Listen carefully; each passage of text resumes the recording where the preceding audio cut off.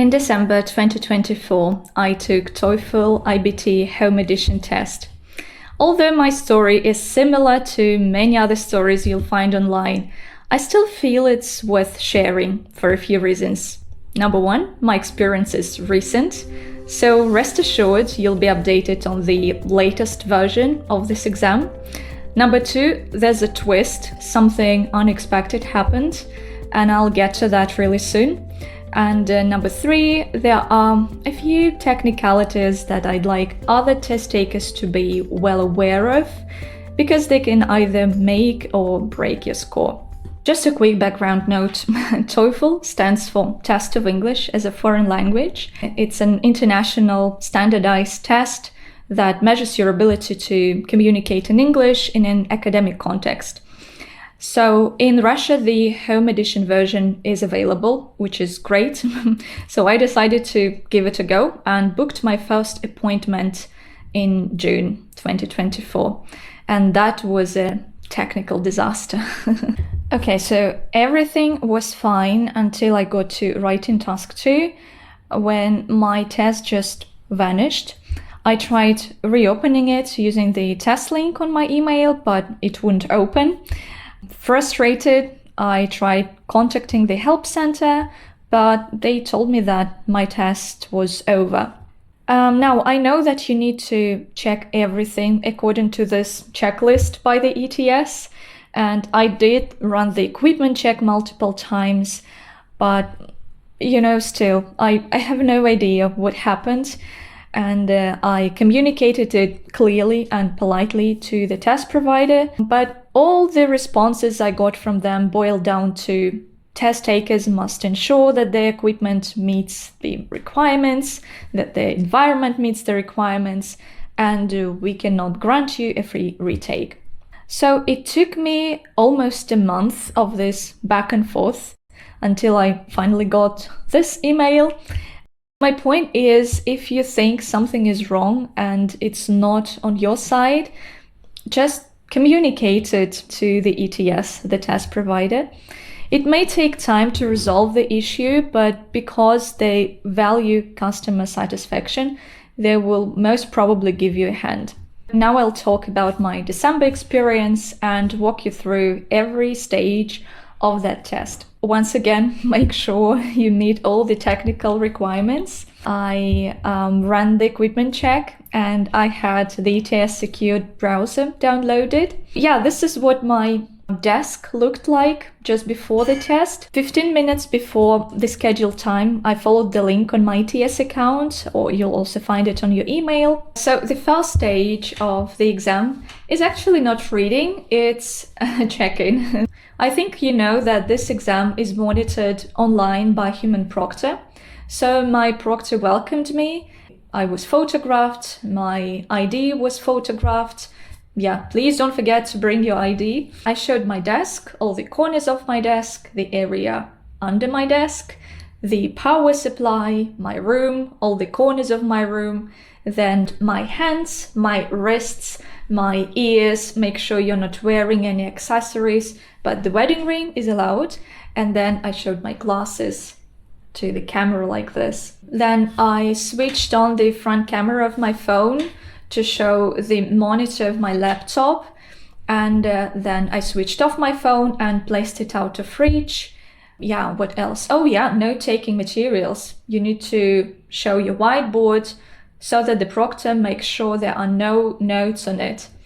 So yeah, this whole process can be a bit unnerving. So try not to lose your cool and just do what your proctor asks you to do and you'll be fine. Now let's talk about the test itself, starting with the reading section. Some students of mine think that reading is straightforward and they prefer to focus on listening and speaking. I wouldn't dismiss reading because academic texts can be packed with information. Do practice reading as well as other sections of the test. Speaking of my experience, December texts were easier than those in June, but still, it was quite a challenge. My key tip is pace yourself. Because I paced myself, I had some time to review my answers And in this section, you can actually go back and review your answers, but please don't over-review. I know I tend to do that, so I just left everything as it was, and that was right. I scored 29 out of 30. Number 2 is listening. There are 3 lectures and 2 conversations, as I remember. My key challenge here was taking good notes, using pretty bad note-taking materials. My whiteboard was of poor quality. It took a lot of time to, erase my notes. My tip here would be invest in good note-taking materials, and please prepare beforehand using these materials. By the way, if you're in Russia and you know some test taker friendly whiteboards or markers, please share them down in the comments. Of course, listen actively, make detailed, preferably organized notes, because they will help you when it comes to answering questions. Probably because of my note-taking issues, I lost 2 points, scoring 28 out of 30. Next one is speaking, and this section started right after listening, which caught me off guard. I thought there should be a break, but to be honest, I didn't have any time to ask my proctor about it. So I just started the section. My students think that this is a very challenging section and they are afraid of speaking. I wouldn't say it was super hard. All the questions followed like a typical structure. I think you'll be fine if you take good notes for integrated questions, if you speak naturally, if you are not really obsessed with templates, if you don't produce memorized utterances. So here I scored 29 out of 30. Okay, writing section.